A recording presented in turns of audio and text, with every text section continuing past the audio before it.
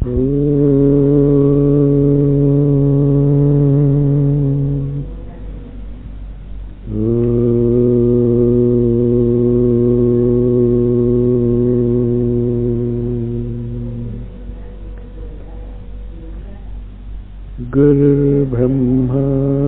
गुरुर्विष्णुः गुरुर्देवो महेश्वरः गुरुसाक्षात् परब्रह्मः तस्मै श्री गुरवे नमः।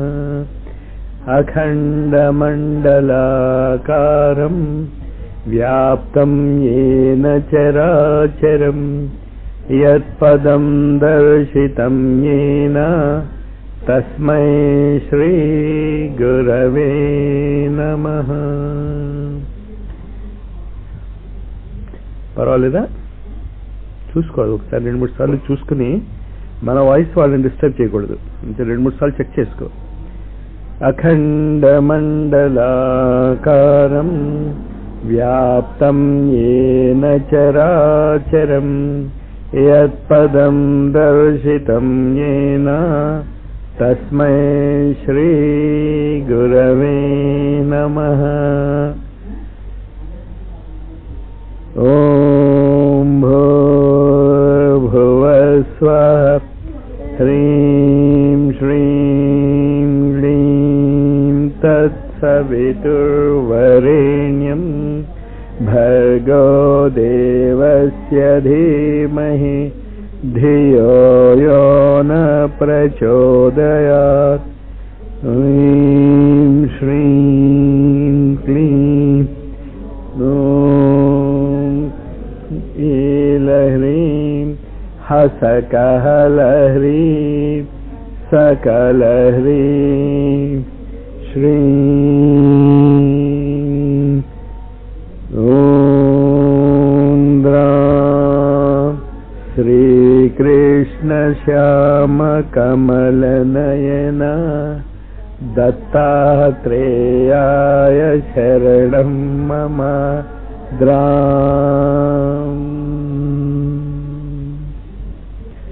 భాగవతం చదువుకుంటున్నాం మనం. భాగవతం చదువుకుంటున్నప్పుడు 2 విషయాలు మనకి జ్ఞప్తిలో ఉండాలి నిరంతరము. ఒకటి, భాగవతంలో చెప్పబడుతున్నటువంటి ప్రతి విషయము కూడా అంతరిక్షములో ప్రతిరోజు 12 రాసుల కథలుగా జరుగుతూ ఉంటుంది. ప్రతిరోజు జరుగుతూ ఉంటుంది. అది ప్రతిరోజు సూర్యోదయం నుంచి మళ్ళీ సూర్యోదయం వరకు జరిగేటటువంటి ప్రకృతిలో ప్రతిరోజు జరిగేటటువంటి కథ భాగవతం. అది మర్చిపోయాం మనం. అంచేత ఇది ఎందుకు ఉపయోగపడుతుంది అనుకుంటాం. ఇది మీకు ఎప్పుడైతే తెలుస్తుందో ఇది ఎంత ఉపయోగపడుతుందో మీకు అర్థమైందా? ఉదాహరణకి ఇవాళ ఒకళ్ళు నాకు హాల్ టికెట్ రాలేదు అని అడిగారు. భాగవత కథ వాళ్ళకి తెలిసింటే హాల్ టికెట్ ఎందుకు రాలేదు, ఏం చేస్తే హాల్ టికెట్ వస్తుందో తెలుస్తుంది భాగవతం వల్ల. నేను చాలా సీరియస్గా చెప్తున్నా. ఇది అంత అద్భుతమైనటువంటి గ్రంథం భాగవతం. కానీ ఉపయోగించుకోవడం తెలిస్తే అది నేర్చుకోవడానికి ప్రయత్నం చేయండి. కథలు వినటానికి భాగవత కథలు మీకు తెలియని కథలు ఏమున్నాయి అందులో? మీరు నేర్చుకోవాల్సింది ఏంటి అంటే ఇది ప్రతిరోజు మీకు ఎలా ఉపయోగపడుతుంది, ప్రతిరోజు ఉపయోగపడుతుంది, ప్రతి క్షణము ఉపయోగపడుతుంది. విశ్వవిద్యాలయములో, స్కూల్స్లో, కాలేజెస్లో మనకు తెలుసు 24 ఉంటాయి క్లాసులు. మధ్యన ఒక ½ an hour బ్రేక్ ఉంటుంది, అంతే కదా? First period, second period, third period gap, 4th period, 5th period, 6th period. కొంచెం అటు ఇటుగా కొంతమంది 4th పీరియడ్ తర్వాత గ్యాప్ ఇవ్వచ్చు. మళ్ళీ ఆ డిస్కషన్స్ లో మనం దిగొద్దు. కానీ ఇంతే కదా ఉంటుంది. స్టార్టింగ్ ఉంటుంది, ఎండింగ్ ఉంటుంది. అందులో ఏం చెప్పబడతాయి? ప్రతి సంవత్సరం అదే సిలబస్ చెప్పబడుతూ ఉంటుంది. ఈనాడు మన కాలేజెస్ వాటిలో ఉన్నట్లుంటే సిలబస్ మారదు, ఆధ్యాత్మికమైనటువంటి సిలబస్ మారదు. ఏమిటా సిలబస్? కాలాన్ని పరిపూర్ణముగా ఉపయోగించుకొనుట మొదటి సిలబస్. ఏ వ్యక్తి తన కాలాన్ని పరిపూర్ణముగా ఉపయోగించుకుంటాడో వాడి క్షేత్రంలో అద్భుతాలు సాధిస్తాడు. అనుమానం ఏం లేదు కదా అందులో. స్టూడెంట్ కాలాన్ని పూర్తిగా ఉపయోగించుకుంటే వాడి లైఫ్ అద్భుతం. సైంటిస్ట్ కాలాన్ని పూర్తిగా ఉపయోగించుకుంటే వాడి లైఫ్ అద్భుతం. ప్రెసిడెంట్ వాడి లైఫ్ని ఉపయోగించుకుంటే పొలిటికల్ ఫీల్డ్లో వాడి లైఫ్ అద్భుతం. ఇది మనం నిరంతరం చదువుకుంటూ వస్తున్నాం కదా. నిరంతరము నిన్న కూడా భాగవతంలో కాలము యొక్క మహత్యాన్ని మనం గమనించుకున్నాం.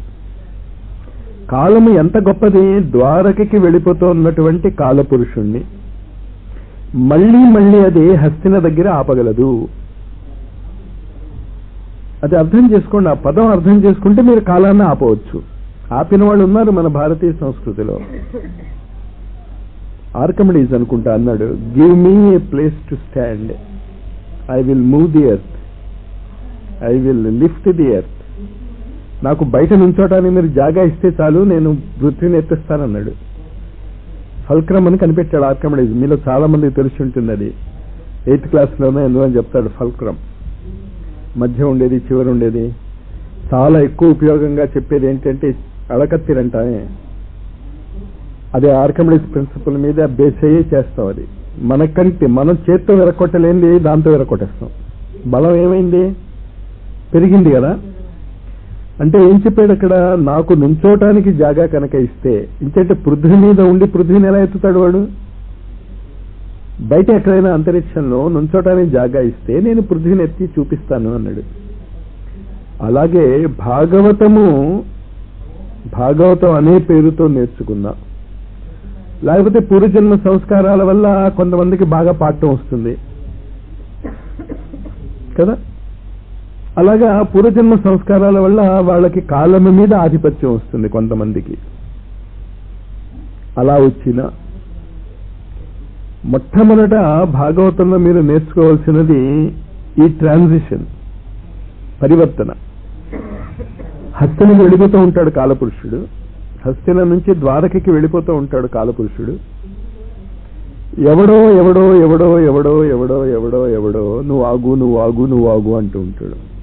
మళ్ళా ఎవడో ఎవడో ఎవడో అనలేదు. మళ్ళా అక్కడ మళ్ళా అర్జునుడు కూడా ఉన్నాడు, అడగలేదు.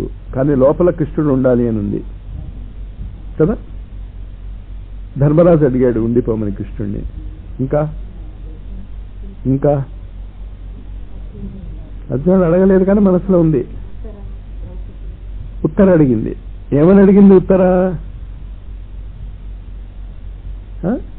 ఆగిపోయిందా? ఏమడిగింది ఉత్తర?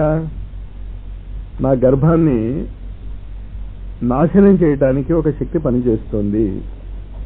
మామూలు శక్తి కాదు అది. ఎలాంటి శక్తి? అపాండవమస్తు, పాండవ జాతే ఉండకూడదు అని 5 బాణాలు నిప్పులు కక్కుతో పాండవుల వైపుకి వచ్చే ఒక శక్తి ఉత్తర యొక్క గర్భంలో పెరుగుతున్నటువంటి శిశువుని చంపటానికి వస్తే పరిగెట్టుకుని వస్తుంది, నన్ను రక్షించు, నువ్వు తప్ప ఎవరూ లేరు అని. రక్షిస్తాడు. అయినా బయలుదేరిపోతాడు. అప్పుడు ఆగిపోతాడు. ప్రతివాడు ఏమనుకున్నాడు? వాడి వల్ల ఆగింది అని.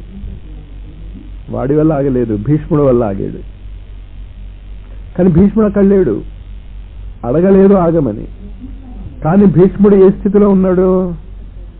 అంపశయ్య మీద ప్రాణాన్ని విడిచిపెట్టడానికి రెడీగా ఉన్నాడు. అది గమనించాడు. మరి వెళ్ళిపోతున్నప్పుడు అది తెలియదా కృష్ణుడికి? మరి ద్వారక్కి వెళ్ళిపోతానని ఎందుకన్నాడు? ఇవి మీకు తెలియాలి. అంటే భీష్ముడికి కృష్ణుడు దర్శనం ఇవ్వటానికి ముందు ఇన్ని రకాలైనటువంటి వాళ్ళు కోరాలి. అందుకే ask and it shall be given అంటాడు క్రైస్ట్. అడగకుండా అమ్మేనా పెట్టదు అని మనం తెలుగు వాళ్ళం అంటాం. క్రిస్టియన్స్ ఏమంటారు? Ask and it shall be given అన్నట్టు క్రైస్ట్. అడిగితేనే నీకు ఇవ్వబడుతుంది. మనసులో అనుకుంటే రాదు.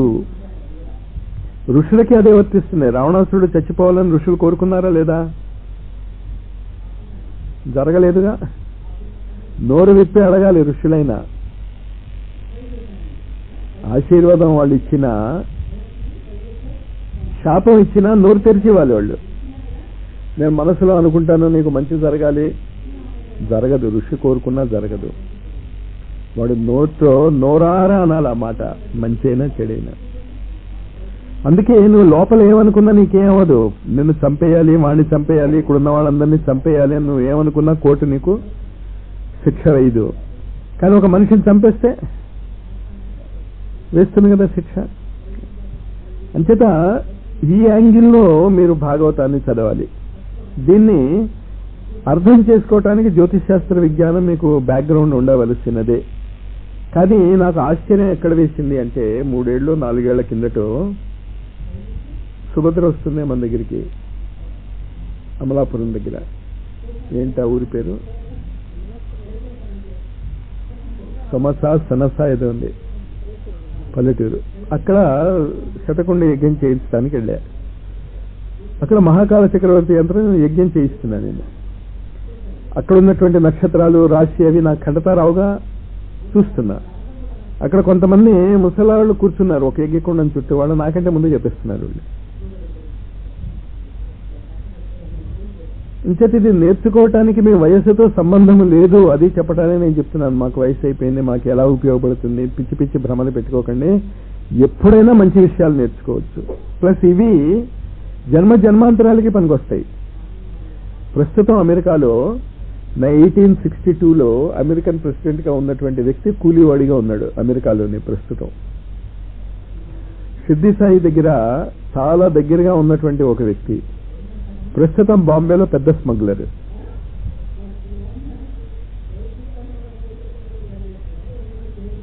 అంచేత ఇప్పుడు మీరు బాహ్య జగత్తులో ఏమున్నారో దానికి విపరీతంగా కూడా ఉండవచ్చు నెక్స్ట్ బర్త్ లో. కానీ జ్ఞానం ఉందే, ఇది పోదు మీకు. ఇంచేత జ్యోతిష్ శాస్త్ర విజ్ఞానము ఏ జన్మలోనూ మారదు. మిథున రాశి మిథున రాశియే, కుంభరాశి కుంభరాశియే. ఇవి మారవు, వీటి లక్షణాలు మారవు. అంచేత మీరు ఎప్పుడు నేర్చుకున్నా రాశిలో కాదు, జ్ఞానము.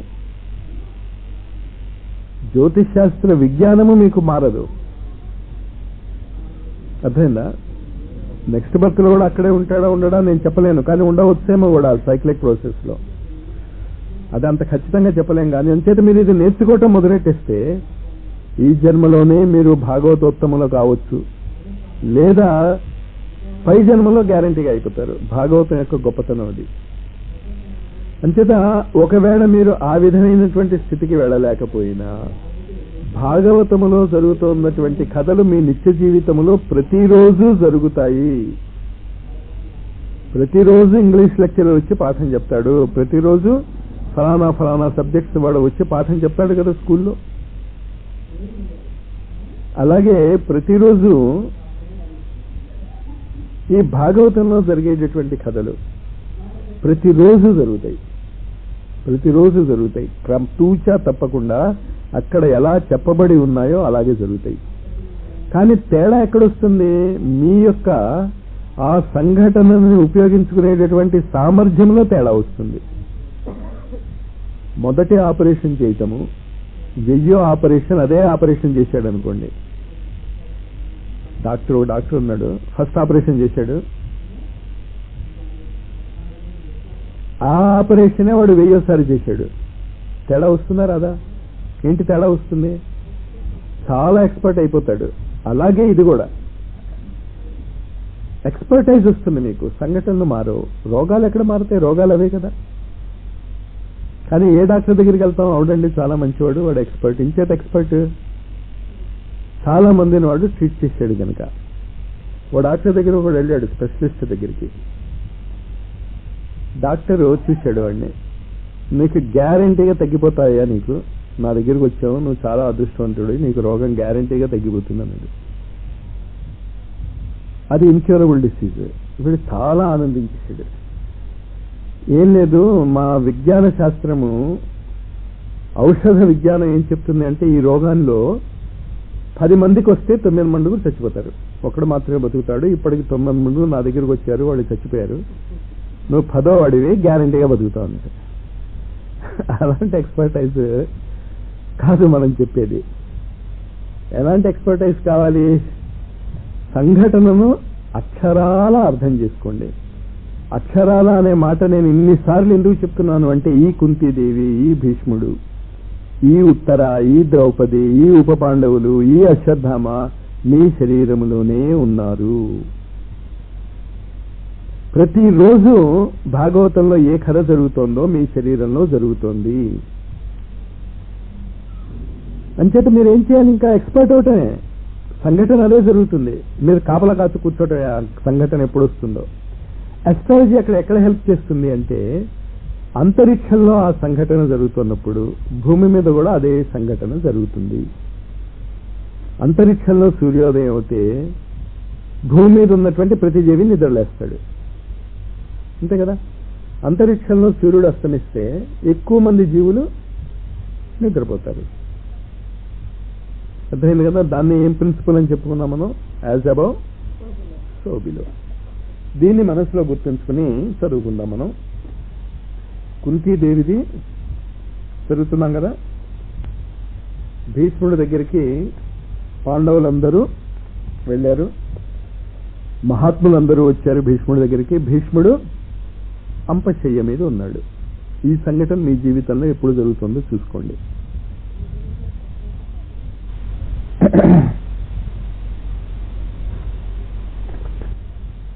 మహాత్ముడైన భీష్మునికి మరణకాలమున మాధవ దర్శనం అగుతున్నది. మరణము మంగళకరముగా మారుతున్నది. పరమాత్మను దర్శించుతూ ప్రాణములు విడవవలనని భీష్ముడు సంకల్పించెను. దానిని నిజము చేయుటకు నిరంజనుడు అరుదించెను. జీవితము శుభముగా గడిచినచో మృత్యువు కూడా శుభకరముగానే ఉండును. జీవితకాలమంతయు పరమాత్మను ధ్యానించు వారులకు మృత్యు సమయమున యమదూతలకు బదులుగా యదుభూషణుడు దర్శనమిచ్చును. భగవాన్, నా మరణ సమయమున నా నేత్రములలో నిలువుము అని నిత్యము భగవంతుని స్మరించపనెను. సదేవ దేవో భగవాన్ ప్రతీక్షతాం కళేబరం యావదిదమినో మహ్యం. దేవదేవులకు భగవానుడు నా ఎదుట ఉండి ఈ దేహము పతన మగు వరకు నాకు గోచరించుగాక అని భీష్ముడు తలంచెను. సూత్రుడు చెప్పుతున్నాడు, శౌనకాది మునులారా, ఆ సమయమున ధర్మరాజు అనేక విషయములను ధర్మ సూక్ష్మములను అడిగెను. భీష్ముని ద్వారా చక్కని ధర్మములు నేర్చెను. రాగ వైరాగ్యోపాధులతో కూడిన ప్రవృత్తి నివృత్తి ధర్మములను చెప్పెను. దాన ధర్మములను, రాజధర్మములను, ధర్మార్థకామ మోక్షములను, వానిని బొందు సాధనములను తెలియజేసెను. సర్వధర్మములో ఉత్తమకు ధర్మము ఎయ్యది అని ధర్మరాజు అడిగెను. విష్ణు సహస్రనామమును పారాయణ చేయుటయే ఉత్తమ ధర్మమని భీష్ముడు తెలిపెను. విష్ణు సహస్రనామ పారాయణము వలన సర్వ దుఃఖములు ఉపశమించునని భీష్ముడు పలికెను. దివ్యాత్ములైన శ్రీకృష్ణార్జున సంవాదము వలన మనకు భగవద్గీత లభించినట్లు భీష్మ యుధిష్ఠిర సంవాద ఫలితముగా మనకు విష్ణు సహస్రనామము లభించినది. భగవద్గీతను శ్రవణము చేయుటకు అర్జునుడు అధికారి అయినట్లు విష్ణు సహస్రనామము ఆలకించుటకు ధర్మరాజు అధికారి అయ్యను. ధర్మయుత జీవనము, సహనము, శాంత స్వభావములతో జీవితమును సత్య మార్గములో నడుపుటయే అతని అర్హతకు కారణమనేది అయ్యను. ఉత్తరాయణ పుణ్యకాలము సమీపించినది. ఈ పుణ్య అంటే ఇక్కడ మీరు మళ్ళీ గుర్తుంచుకోవాల్సింది ఏంటి? గీతోపదేశం జరుగుతూ ఉంటుంది, విష్ణు సహస్రనామ ఉపదేశం జరుగుతూ ఉంటుంది, లలితా సహస్రనామ ఉపదేశం జరుగుతూ ఉంటుంది. లలితా సహస్రనామం ఎవరు చెప్పారు? ఎవరికి చెప్పాడు? హయగ్రీవుడు అగస్త్యుడికి చెప్పాడు. ఏ సహస్రనామం అయినా ఎవడో ఒకడు ఇంకోడికి చెప్తూ ఉంటాడు. సంవాద రూపంలో ఉంటుంది, డైలాగ్ రూపంలో ఉంటుంది. ఈ డైలాగ్ రూపంలో ఉన్నటువంటి ఏ సహస్రనామము ఎప్పుడు ఉపయోగించాలి అనేది ఆ సంఘటన ఎప్పుడు జరుగుతుందో దాన్ని బట్టి మనం నిర్ణయించుకోవచ్చు. యుద్ధం చేస్తున్నప్పుడు ఏం చదవాలి? భగవద్గీత చదవాలి. మరణించే ముందా మరణించే వాడు విష్ణు సహస్రనామం చదివితే మిగతా వాడు వినాలా? మరణించే వాడు విష్ణు సహస్రనామం గురించి చెప్పాలి, అంతే కదా? కాదా? ఉన్నది ఉన్నట్టు పట్టుకోమని చెప్తున్నానమ్మా, హాస్యంగా ఏం చెప్పడం నేను. ఇంచేత విష్ణు సహస్రనామం మీరు ఎప్పుడు చదవాలి? మరణించే ముందు, అంచేత పడుకునే ముందు. లేకపోతే ఎప్పుడు చదవాలి? అంపశయ్య మీద ఉన్నప్పుడు. భీష్ముడు ఎక్కడున్నాడు? అంపశయ్య మీద ఉన్నాడు కదా. అంచేత ఇమ్మీడియట్గా ఇప్పుడు మనం ఏం చేద్దాం? మన దుప్పటి మీద ఏం చేయాలి? పెయింటింగ్ వేయించాలి. ఏం పెయింటింగ్ వేయిస్తాం? బాణాలు. మరి అంపశయ్య మీద పడుకోవాలి కదా. అది మన యొక్క అది కాదు అక్కడ. అంపశయ్య అంటే అర్థం ఏమిటి? ఇంకట ఈ సంవాద రూపంలో మీరు ఎప్పుడు ఇది అర్థం అవ్వాలి అంటే, జ్యోతిష్ శాస్త్రములో 8వ స్థానాన్ని మృత్యుస్థానము అంటాం. రాశి చక్రములో 8వ స్థానాన్ని మృత్యుస్థానము అంటాం. అంచేత ఆ రోజు మీ యొక్క 8వ స్థానము తూర్పు దిశలో ఎప్పుడైతే ఉంటుందో అప్పుడు చదవాలి. అందుకని జ్యోతిష్ శాస్త్రం రావాలి అని చెప్పేది. కానీ అది కూడా ఎప్పుడు అవ్వాలి? మీరు అంపశయ్య మీద పడుకుని ఉండాలి. మరి అంపశయ్య మీద పడుకునేటటువంటి క్యారెక్టర్స్ జ్యోతిష్ శాస్త్రంలో ఎప్పుడు వస్తాయి? ముళ్ళు ఎప్పుడు గుచ్చుకుంటాయి? ముళ్ళకి సంబంధించినటువంటి రాశి ఏమిటి? ఇవంతా తెలియాలి. ఉత్తరాయణ పుణ్యకాలము సమీపించినది. ఈ పుణ్యకాలమున దేహము చాలింపవలనని భీష్ముడు అభిలషించి ఉండెను. భీష్ముడు ఇంద్రియములను అంతర్ముఖము గావించెను, మనస్సును అనాసక్తమనర్చెను, శ్రీకృష్ణుని ఎందే లగ్నమనర్చెను. శ్రీకృష్ణుని దర్శించుతూ ప్రాణములను త్యజించుటకు సిద్ధపడెను. భీష్ముడు శ్రీకృష్ణుని స్తుతించెను. ఇది అసమానమైనటువంటి స్తోత్రము. దీనినే భీష్మ స్తుతి అనియు భీష్మ స్తవరాజ స్తోత్రమనియు పిలుతురు. వ్యాస భగవానుడు అద్భుతముగా రచించిన ఈ స్తుతిని పోతనామాత్యుడు ఆంధ్రమున అత్యద్భుతముగా తెలిగించెను. కొన్నిటిని అందించే ప్రయత్నమును చేయుచుందెను. సంస్కృతంలో చదివాను నేను, తెలుగులోనూ చదివాను. తెలుగు ఖచ్చితంగా సంస్కృతం కంటే చాలా బాగుంది. నాకు మిగతా వాళ్ళ సంగతి నాకు తెలీదు. ఎందుకంటే పోతన రాసినటువంటి తెలుగు పద్యాలలో ఉన్నటువంటి మాధుర్యము వ్యాస భగవానుడు దాంట్లో రాలే. కారణం ఏంటి అంటే వ్యాస భగవానుడు కృష్ణుడి చరిత్ర రాశాడు కదా. వ్యాస భగవానుడు ఇదంతా ఏంటి? కృష్ణుడి చరిత్రే కదా. కృష్ణుడి యొక్క చరిత్రే భాగవతం, జగద్గురువు యొక్క చరిత్రే భాగవతం. ఎవరు చెప్తే రాశాడు? నారదుడు చెప్తే రాశాడు. మరి పోతని భాగవతం ఎవరు చెప్తే రాశాడు? రాముడు చెప్తే రాశాడు. తేడా అక్కడ వచ్చింది. అంచేత ఆ చేతనత్వపు యొక్క పోకడలు మీకు అర్థం అవ్వాలి. రామచేతనత్వం ఎక్కడ పనిచేస్తుంది, కృష్ణ చేతనత్వం ఎక్కడ పనిచేస్తుంది. అంచేత పోతన రాసినది రామకృష్ణ చేతనత్వం అయింది. అది జగద్గురు నవరాత్రులలో ఆ రామచేతనత్వము కృష్ణ చేతనత్వానికి మధ్య ఉన్నటువంటి లింక్ మీకు చాలాసార్లు చెప్పాను నేను. విశుద్ధికి ఆజ్ఞాచక్రానికి మధ్య ఉన్నటువంటి లింక్ రాముడు కృష్ణుడి యొక్క చేతనత్వం. అంచేత రాముడు ఆదేశిస్తే కృష్ణ చరిత్ర రాశాడు, నారదుడు చెప్తే కృష్ణ చరిత్ర రాశాడు. తేడా ఉంది రెండింటికి. మరి ఆ తేడాన్ని మీరు గమనించుకోగలగాలి. సృష్టికి కారణభూతుడు, యదుశ్రేష్ఠుడు, త్రిభువన సుందరాకారుడు, నీలమేఘశ్యాముడు, పీతాంబరధారి, అర్జునసకుడు, యుద్ధరంగమున గుర్రపు డెక్కలచే లేచిన దుమ్ము చేత కప్పబడినవాడు, ముంగురుల నుండి జారిన స్వేద బిందువులు గలవాడు, నా శరఘాతములచే గాయపడిన దేహము గలవాడు అగు శ్రీకృష్ణుని యందు నా చిత్తము స్థిరముగా నిలుచుగాక. ఏంటి ఇంపార్టెంట్ అక్కడ? నా శరఘాతముచే. అంపశయ అంటే ఏమైనా అర్థమవుతుందా మీకు? ఇప్పుడు అర్థం కాలే. విష్ణువు అంటే సర్వాంతర్యామి. కృష్ణుని ఏమని స్తోత్రం చేస్తున్నాడు? ఇప్పుడు చదివేగా నా యొక్క శరఘాతముతే గాయపడిన శరీరము గలవాడు. మరి కృష్ణుడి యొక్క చేతనత్వానికి భీష్ముడి యొక్క చేతనత్వానికి తేడా లేకపోతే ఏమవుతుంది? ఏమవ్వాలి? ఇక్కడ ఒక బాణం తగిలితే కృష్ణుడికి ఏది తగిలినది మల్టిప్లై అవుతుంది కదా. కొన్ని అటుకులు ఇస్తే, అటుకులైనా ఇచ్చాడు సుధాముడు కుచేలుడు, ఎంత వచ్చింది తిరిగి? అంచేత ఈయన 2-3 బాణాలు కొట్టుంటాడు బై ఛాన్స్ శ్రీకృష్ణుడిని. చాలా గొప్పగా కూడా చెప్పుకున్నాడు. నా యొక్క శరఘాతముతే గాయములు తగిలిన వాడుగు శ్రీకృష్ణుడిని నేను ప్రార్థిస్తున్నాను. బదులుగా ఏమొచ్చింది? అంపశయ్య. చాలా రిలేషన్షిప్స్ ఉంటాయి ఆ భీష్మ స్థవరాజ వంటల్లో. మీరు చాలా జాగ్రత్తగా దాన్ని అర్థం చేసుకుని కుక్క షిరిడి సాయి అని గుర్తు చేసుకోగలిగితే, షిరిడి సాయి చరిత్ర అదే. కుక్క వచ్చింది, ఎవరిని చూడాలి అక్కడ మీరు? సాయిని చూడాలి. కృష్ణుడిని చూడటం చాలా తేలికే, కానీ కుక్కలో సాయిని చూడటం నేర్పించడం అనేది ఒక సాయికి చెల్లింది. ఇంకా ఏ గురువు కూడా అంత అద్భుతంగా సర్వాంతర్యామిత్వమును అంటే విష్ణు సహస్రనామమును తెలపలేదు. విష్ణు సహస్రనామం అంటే అర్థం ఏంటి? విశ్వం విష్ణుర్వషట్కారో భూత భవ్య భవత్ప్రభు, విశ్వమంతా విష్ణువే. అంచేత నా శరఘాతమునచే గాయపడిన దేహము గలవాడు నగు శ్రీకృష్ణుని యందు నా చిత్తము స్థిరముగా నిలుచుగాక. మహాభారత యుద్ధమున ఏ విధమైన అస్త్రశస్త్రములు ధరింపనని శ్రీకృష్ణుడు ప్రతిజ్ఞ చేసెను. యుద్ధరంగమున భీష్ముని బాణముల తాకిడికి అర్జునుడు కలత చెందెను, మూర్ఛిల్లెను. అది గాంచిన శ్రీకృష్ణుడు రథము నుండి క్రిందకి ఊరికెను.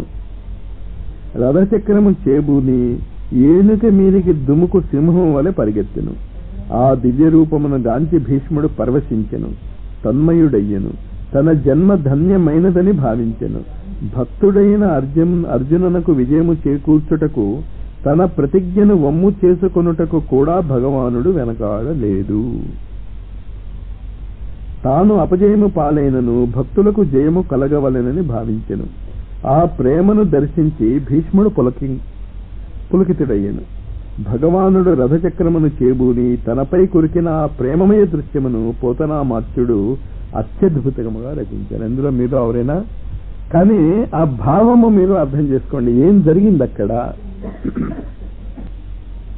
భీష్ముడు దుర్యోధనుడికి ఒక వాగ్దానం చేస్తాడు, శ్రీకృష్ణుడి చేత నేను అస్త్రము పట్టిస్తాను అని. అంటే అసంభవాన్ని సంభవము చేస్తాను అని. శ్రీకృష్ణ ప్రతికి భంగం ఎలా చేయగలడు? అది అంటే భగవంతుడి యొక్క భాగవత చరిత్ర పఠనము మీకు ఎన్ని విధాలుగా ఉపయోగపడుతుందో చూడండి. ఈ సంఘటన అర్జునుడికి శ్రీకృష్ణుడు ఏమని ప్రతిజ్ఞ చేశాడు?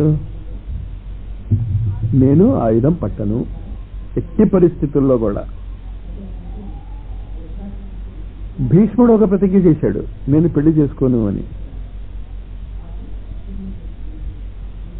ప్రతిజ్ఞ చేసిన తర్వాత ఏమైంది? ఆ ప్రతిజ్ఞ నిలపడం కోసము మొత్తం కురువంశాన్ని గంగలో దింపి ఆవిడ ఏం చెప్తుంది? వద్దు, నువ్వు ఆ ప్రతిజ్ఞను వదిలేసుకో. అప్పుడు ఏదో నేను బుద్ధి లేక అడిగాను,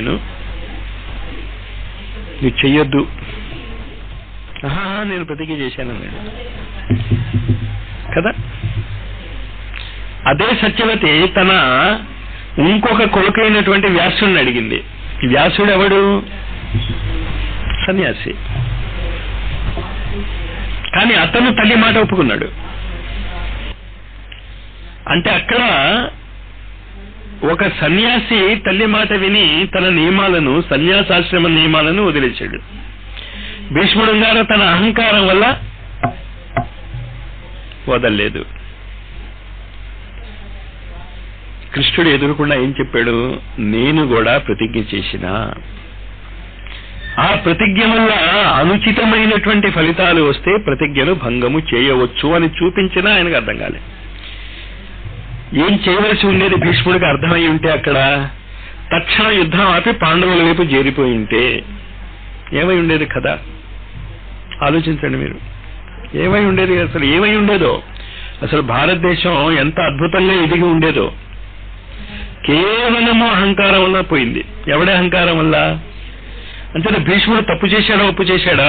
మనం అలాంటి నిర్ణయాత్మకం తీసుకోకండి. నేను చెప్పాను కనుక భీష్ముడు చాలా బచ్చాగాడు అయిపోయాడు, చాలా గొప్పవాడు. ఈ ఒక్క విషయంలో స్వయముగా జగద్గురువే ఉదాహరణగా నిలిచినా పాటించలేకపోయాడు. భాగవతాన్ని చాలా జాగ్రత్తగా చదువుకోవాలి. ఇలాంటివన్నీ వస్తూ ఉంటాయి, మనకి ప్రతి చోట వస్తూ ఉంటాయి. నీ ప్రతిజ్ఞ, నీ అహంకారము ముఖ్యము కాదు, పరిణామ క్రమమును చాలా ముఖ్యము. అంటే ముందు ఏం తెలియాలి మీకు? పరిణామ క్రమం తెలియాలి. పరిణామ క్రమం తెలియటానికైనా జ్యోతిష్ శాస్త్రం రావాలి మీకు.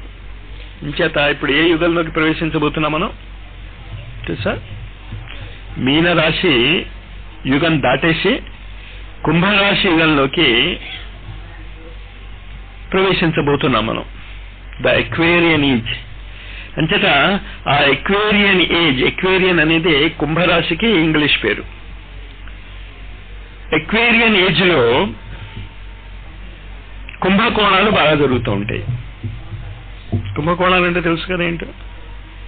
కుంభకోణాలు అంటే ఏంటి? బోఫోర్స్, ఇవన్నీ కుంభకోణాలే కదా. ఇవన్నీ కాకుండా కుంభకోణములో జన్మించినటువంటి ఒక మహాపురుషుడు ఉన్నాడు. చాలా తమాషాగా ఉంటాయి. అంచేత మీకు సివివియే కరెక్టే. అంచేత భాగవతం చదివితే అసలు ఏం జరగబోతోంది, ఎందుకు జరుగుతున్నాయి, మీరు ఏం చేయాలో అర్థమవుతాయి. అంచేత కుంభకోణాలు జరగాలా జరగకూడదా? జరుగుతాయి కుంభకోణాలు. కుంభరాశి యోగం వచ్చే ముందు కుంభకోణాలు గ్యారంటీగా జరుగుతాయి. మరి ఆ కుంభకోణాల నుంచి బయట ఎలా పడగలరు మీరు? కుంభకోణంలో పుట్టినటువంటి మాస్టర్ చెప్పినటువంటి మార్గాన్ని అనుసరించారు. మరి సివివి ఏం చెప్పాడు? మరి చాలా కష్టం సివివి ఏం చెప్పాడో తెలుసుకోవటానికి. ఏంటంటే సివివి నోట్స్ ఉన్నాయి. దేని మీద ఉన్నాయి? సీక్రెట్ డాక్టర్ మీద ఉన్నాయి. అది మాత్రం ఎవరు చదవలేడు, కళ్ళు మూసి కూర్చుంటాడు. కళ్ళు మూసి కూర్చుంటే ఏమీ రాదు ధ్యానములో. ధ్యానం ఏం చేయాలి మీరు? ధ్యానం చేయటం అంటే నేను చెప్పాను మీకు, ఒక సమస్యను తీసుకుని మీరు పరిష్కరించలేనటువంటి సమస్య అయి ఉండాలి. అది దానిని ధ్యానంలో మీరు పెట్టుకుంటే దానికి పరిష్కారం వస్తుంది. ఉత్తిని కూర్చుంటే ఏమవుతుంది? ఎడ్గర్ కేసీ అని మహాపురుషుడు చెప్పాడు, if you SIT blank, blank అంటే ఖాళీగా నువ్వు కూర్చుంటే ఏమవుతుంది? ఖాళీగా ఉంటావు. పోనీ అదేనా మంచిదే ఈ కాలంలో? ఈ కోపాలు, ఈ తాపాలు, ఈ స్ట్రెస్, ఈ స్ట్రెయిన్ ఉన్న దేశంలో ఖాళీగా ఉన్న గొప్పే. అంచేత ఆ భీష్ముడి యొక్క అతి గొప్పవాడు, ఇప్పుడు ప్రెసిడెంట్ ఆఫ్ ఇండియా చాలా గొప్పవాడు కావచ్చు, పివి నరసింహారావు చాలా గొప్పవాడు కావచ్చు, కానీ అతనికి జైలు శిక్ష పడిందిగా. అంచేత జైలు శిక్ష పడిన వాళ్ళందరూ నేను గొప్పవాడు అనుకుంటే ఎట్టా? వాళ్ళెవరు ప్రైమ్ మినిస్టర్ ఆఫ్ ఇండియా అవలే. కానీ కుంభకోణంలో ఇరుక్కున్నాడు కనుక ఈ కుంభకోణాలు 2000 చివరికి ఇంకా ఈ డిసెంబర్లో మీరు ఇంకా చూస్తారు. ఈ కుంభకోణాలు చాలా పెద్దవాళ్ళు ఈ కుంభకోణాల్లో ఇరుక్కుంటారు. ఇరుక్కుంటేనే ఎక్వేరియన్ ఏజ్ అవుతుంది. కానీ వాళ్ళు ఇరుక్కున్నారని మీరేం వాళ్ళని కించపరచకండి, వాళ్ళు గొప్పవాళ్లే. వాళ్ళ గొప్పతనాన్ని మీరు తక్కువ చేసుకోకండి. మళ్ళా నేను చెప్పేటటువంటి మాటలలో ఒక మహాత్ముడిని కించపరిచేటటువంటి భ్రష్ట బుద్ధి నాకు లేదు. కానీ నేను ఎందుకు చెప్తున్నాను? నేను పెద్ద వాళ్లే దాన్ని గుర్తించలేకపోయినా మీరు గుర్తించవచ్చు. మీరు ఆ తప్పు చేయకండి. అహంకారాల వల్ల, కోపాల వల్ల. నేను అనేశాను కదా ఈ మాట, మరి అనేశాక ఇంకా దాని మీద నిలబడి ఉండాలి కదా అని మనం చాలా తప్పులు చేస్తాం జీవితంలో చాలాసార్లు. ఏమైంది? అప్పుడు అలా అనుకున్నాను, తప్పు, ఓకే, సవరించుకుంటాను అనేటటువంటి భావన శ్రీకృష్ణుడు చేసి చూపించాడు. ప్రతిజ్ఞ చేశాడు ఆయుధం పట్టనని. కానీ జగద్గురువు కదా, ఇంకో పని కూడా చేశాడు. అక్కడ భక్తుల మాట వినాలి కదా. భీష్ముడు భక్తుడేగా, ఆ ఒక్క విషయంలో కాస్త అహంకారి, కానీ మిగతా విషయాల్లో మంచివాడే కదా. అంచేత భీష్ముడు ఏమని ప్రతిజ్ఞ చేశాడు? ఆయుధం పట్టిస్తానన్నాడు. మరి అర్జునుడు మాట ఎలా నెరవేరుస్తాడో మరి భీష్ముడు మాట నెరవేర్చాలిగా. అది జగద్గురువు యొక్క వాత్సల్యం. రెండు చేశాడు. ఒక పక్క తను చేసిన తప్పుని ఎత్తి చూపించాడు, ఇంకో చోట ఏం చేశాడు? నా భక్తుడు అన్నాడు కనుక అది జరిగి తీరాలి. దీన్ని గమనించుకోండి మీ జీవితాలలో. ఈ విధమైన రూపము తన నేత్రములలో నిలిచి ఉండుగాక అని భీష్ముడు స్థుతించుచున్నాడు. ఎటువంటిది? తన శరాఘాతముతో దెబ్బతిని, చేతిలో చక్రము పట్టుకుని, శరీరము నిండా ఇంత మట్టి పూసుకుని, మట్టి పూసుకోవటం శ్రీకృష్ణుడు మొదటి నుంచి అలవాటు. ఇంకా భీష్ముడిని చంపి నిన్ను రక్షిస్తాను అని దిగాడు. అది గుర్తుంచుకున్నట్ట. ఏ భగవానుని పలుకులు, నవ్వులను, నడకలను అనుకరించి ప్రేమస్వరూపుడులకు గోపికలు బంధమును తొలగించుకుని తరించిపోయిరో అట్టి శ్రీకృష్ణ భగవానుడు తన చిత్తమును నిల్చుగాక అని ప్రార్థించుచున్నాడు.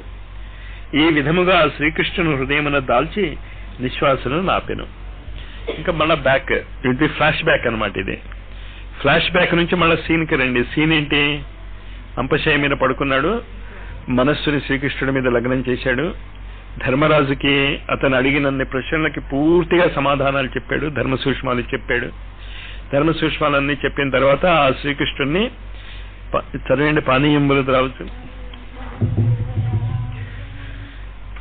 విడిపోయాడు. అలాగా ఇంద్రియ మనోబుద్ధులను కృష్ణుని యందే నిలిపెను, శ్వాసను నిరోధించి ప్రాణములను త్యజించెను. నిరుపాధికమైన వాసుదేవ పరబ్రహ్మమునందు భీష్ముడు నీలమయ్యెను. దానిని గాంచి సర్వులు సాయంకాల సమయమున పక్షుల వలె మౌనముగా నిలబడిపోయేది. ఆకాశము నుండి పుష్పవృష్టి వర్షించినది. ధర్మరాజు భీష్మునకు అంత్యక్రియలు ఆచరించెను. నిగ్రహమును కోల్పోయిన పిల్లవాని వలె దుఃఖించెను.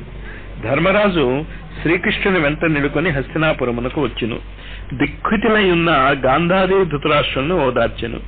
ధృతరాష్ట్రుని ఆజ్ఞతో శ్రీకృష్ణుని ఆశీర్వాదముతో ధర్మరాజు రాజ్యమును పాలింపసాగెను.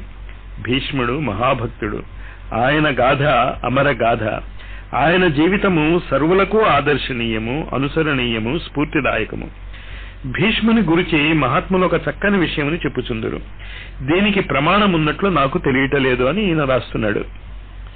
అయినను విషయము సరసపూర్ణమయ్యుందన భావజగత్తులో విహరించుటకు ఉపకరించునని భావించి తెలుపుచున్నాను. భీష్ముడు అంపశయ్యపై ఉండెను. ఆ సమయమున శ్యామసుందరుడు భీష్ముని ప్రశ్నించెను. భీష్మ, నీవు ధర్మాత్ముడవు, ధర్మజ్ఞుడవు. అధర్మపరులైన దుర్యోధనుల వైపు నిలబడి పోరాట నీకు తగునా అని ప్రశ్నించెను.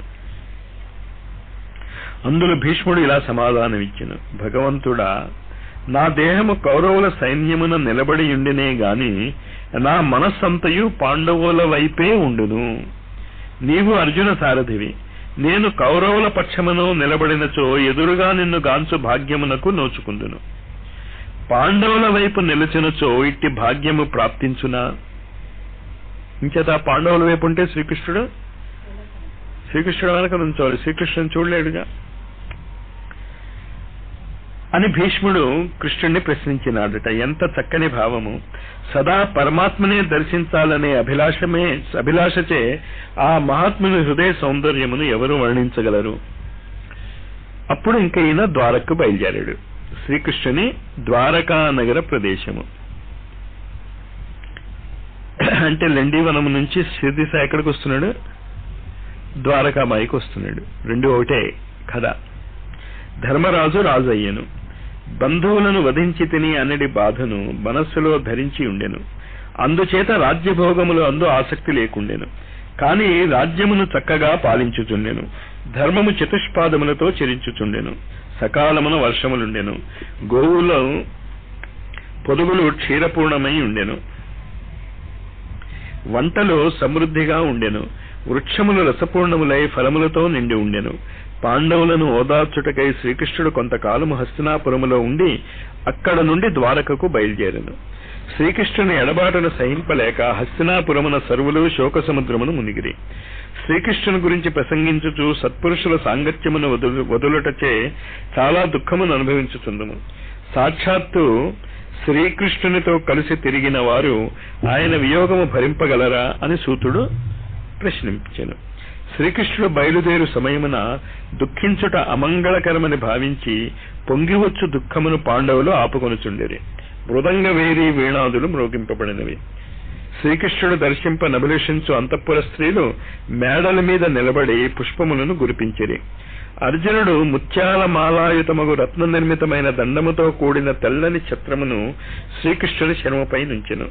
రథముపై సాత్యకి ఉద్ధవులు నిలబడి చామరమును పట్టుకునిరి. దారిలో అన్ని వైపుల నుండి పుష్పధార పడుచుండెను. శ్రీకృష్ణునకు జై అనేది విజయఘోషలు మిన్నుముట్టుచుండివి. పురస్త్రీలందరూ పరస్పరము భాషించుకొనుచు శ్రీకృష్ణుడే భగవానుడని చెప్పుకొనుచుందిరి. కొంత దూరము సైన్యము వెంట నెడుకొని పాండవులు కృష్ణుని అనుసరించిరి. ఆయన ఆజ్ఞచే వెనుదిరిగారు. అంటే సిటీ లిమిట్స్ దాటించి వచ్చారు. ద్వారకకు చేరుసరికి సాయంత్రమయ్యను. సూర్యుడు అస్తమించెను. శ్రీకృష్ణుడు రథము నుండి దిగి ఒక జలాశయమును చేరి సంధ్యావందనము నాచరించెను. పాపం శ్రీకృష్ణుడు మనపాటి కామన్ సెన్స్ లేదు. టైం లేకపోతే మానేయొచ్చు అనుకోలే. ట్రావెల్ చేస్తున్నాడు. సాయంకాలం అయిపోయింది. ద్వారక ఇంకా వెళ్ళలేదు. ఎక్కడున్నాడు? ద్వారక బయట ఉన్నాడు. సంధ్యాకాలం అయిపోయింది. సంధ్యావందనం చేసుకోవాలి. ఏం చేయాలి అప్పుడు? శ్రీకృష్ణుడు చేసింది చేయదలుచుకుంటే జగద్గురువు చేసింది చేస్తాం. ఏం చేశాడు? ఎదురుకుండా ఏ జలాశయం కనిపిస్తే ఆ జలాశయం దగ్గరికి వెళ్ళిపోయి సంధ్యావందనం చేసుకున్నాడు. అంతేగా. అంచేత భాగవతం ఏం చెప్తోంది? సంధ్యావందనం టైం అయినప్పుడు భాగవతం చదువుతున్నాము అని భాగవతం కోసం కూర్చోకుండా ఏం చేయాలి? సంధ్యావందనం చేసుకుని అప్పుడు భాగవతం చదువుకోవాలి. కానీ భాగవతం చదువుతున్నామని సంధ్యావందనం మానేస్తే పాపం జగద్గురు చరిత్ర చదవటం ఎందుకు? ఇంచేత జగద్గురు ఏం చెప్తాడు? నేను ఆచరించింది మీరు చేయండి అని. చాలా సార్లు ఇది మనకు కనిపిస్తుంది. మధురకు వెళ్తున్నాడు, గోకులాన్ని వదిలేసి అక్కడ ఆగుతాడు. సాయంకాలం అయిపోతుంది, దారిలోనే ఆగిపోతాడు. అంచేత జగద్గురువు సంధ్యావందనానికి ఎంత ప్రాముఖ్యత ఇచ్చాడో, వ్యాసుడు సంధ్యావందనానికి ఎంత ప్రాముఖ్యత ఇచ్చాడో అర్థమవుతోంది కదా. అంచేత ద్వారకకు చేరుసరికి సాయంత్రమయ్యను, సూర్యుడు అస్తమించెను. శ్రీకృష్ణుడు రథము నుండి దిగి ఒక జలాశయమును చేరి సంధ్యావందనము నాచరించెను. సర్వసాధన ఫలరూపమగు శ్రీకృష్ణునకు సంధ్యావందనము యొక్క అవసరమున్నదా? శ్రేష్ఠుడైన వాడు తనకు అవసరము లేకున్నను అన్యులకు ఆదర్శముగా నుండుటకు ఆయా కర్మములను ఆచరించుచుండురు. ఎంత మూర్ఖంగా ఉంటుందంటే చాలా మంది పండితుల్ని ఈ ప్రశ్న ఏంటంటే, శ్రీకృష్ణుడు సంధ్యావందనం చేయక్కర్లేదు కానీ ఆవిడ కోసం చేశాడు. పరమ మూర్ఖత్వం. ఎలా ఉంటుందంటే ఇది సంధ్యావందనం యొక్క ప్రాముఖ్యత తెలియక, శ్రీకృష్ణుడు ఊపిరి పీల్చుకోవాలో ఊపిరి పీల్చుకోక్కర్లేదా? పీల్చుకోవాలక్కర్లేదా? శ్రీకృష్ణుడికి ఊపిరి పీల్చుకోవడం అవసరం లేదు అనం కదా. సంధ్యావందనం కూడా అలాంటిది. ఊపిరి పీల్చుకోవడం ఎంత ముఖ్యం, సంధ్యావందనం చేయటం కూడా అంత ముఖ్యం. అందుకని చేశాడు తప్ప నీకు నా కోసం ఏం చేయలే అది. కానీ దాని యొక్క ఇంపార్టెన్స్ శ్రీకృష్ణుడికి కూడా అది అవసరమైనప్పుడు మనకేమవుతుంది? అది చాలా ఇంపార్టెంట్ కదా. కానీ అది తప్ప అందరూ భారతీయులు చేస్తున్నారు. ఎంత చేసినా భారతీయ సంస్కృతి ఎప్పుడైనా పునర్నిర్మింపబడితే అది సంధ్యావందనం ఆధారంగానే నిర్మింపబడుతుంది. లేకపోతే ఖచ్చితంగా అది ఎదగదు, చచ్చినా ఎదగదు. అది ఇలాగే ఉంటుందంటే నాటుతూ ఉంటాం, చచ్చిపోతూ ఉంటాం, నాటుతూ ఉంటాం, చచ్చిపోతూ ఉంటుంది. అది బతకాలి అంటే సంధ్యావందనం మీదే బతకాలి అది. అందుకే చిన్నే మూలే నైవ శాఖ న పత్రం. మూలము దెబ్బతిందనుకోండి, వేరు, చెట్టు కాండా లేదు, ఆకు లేదు. ఆకుల మీద అంతటి మీద మనం నీళ్లు పోస్తాం, కాండని చాలా జాగ్రత్తగా దాన్ని ఆచరిస్తాం. వేరు అయినటువంటి సంధ్యావందనాన్ని మనము ఆచరించలేకుండా ఉన్నాము. అది భారత జాతి యొక్క దుర్దశ. అది ఎన్ని రకాలుగా మనం చెప్పుకున్నా కూడా అది తప్ప అన్ని చేయగలుగుతాం. యజ్ఞ దాతరచి శ్రేష్ఠ తత్తదేవో తరోజన సయత్ ప్రమాణం కురుతే లోకస్తదను వర్తతే. శ్రేష్ఠుడైనటువంటి వాడు దేనిని ప్రమాణముగా మనకి చూపిస్తాడో అదే అందరూ చేస్తూ ఉంటారు. అంచేత శ్రీకృష్ణుడు కూడా చేశాడు కనుక మనం కూడా చేస్తాం. శ్రేష్ఠుడుకు వాడు దేనిని ఆచరించునో ఇతరులు దానినే ఆచరించురు. శ్రేష్ఠుడు దేనిని ప్రమాణముగా గ్రహించునో ఇతరులు దానినే ప్రమాణముగా గ్రహించురు అని శ్రీకృష్ణ పరమాత్మ భగవద్గీతలోని కర్మయోగమునందు తెలిపి ఉన్నాడు. శ్రీకృష్ణుడు ద్వారకలో ప్రవేశించాడు. ఎప్పుడు? సంధ్యావందనం చేసేసిన తర్వాత పాంచజన్యమును పూరించెను.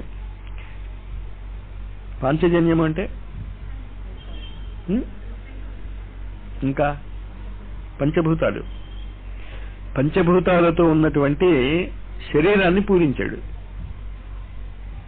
ఆ ధ్వనిని ఆలకించిన ద్వారకావాసులు శ్రీకృష్ణుని దర్శనింపవలెనన్నది అభిలాషతో పరిగెత్తుకుని వచ్చిరి. మొదట ధ్వని వినిపించును, తర్వాత దర్శనము లభించును. ధ్వని, శబ్దము.